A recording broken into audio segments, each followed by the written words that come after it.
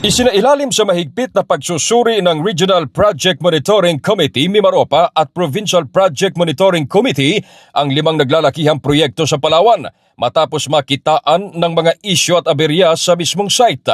Sa isinagawang field validation nito lamang Agosto 17 hanggang 20, personal na tinunto ng mga otoridad ang mga kritikal na infrastruktura kabilang ang Panas Tagbita Diversion Road sa bayan ng Batarasa at Rizal, flood mitigation structure at circumferential roads sa bayan ng Balabac, runway asphalt overlay sa Puerto Princesa International Airport at ang bagong gusali sa Western Philippines University, Aborlan, Palawan.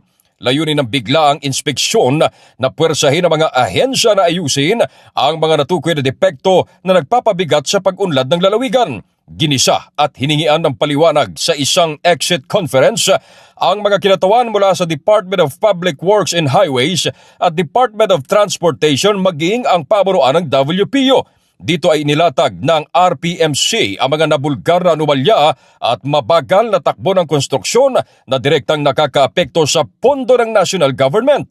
Nagbabala naman ang pamahalaang panlalawigan na hindi nila sasantuhin ang mga palpak na proyekto at tiniyak na babantayan ang bawat sentimo ng bayan upang masigurong mapapakinabangan ito ng bawat Palawenyo.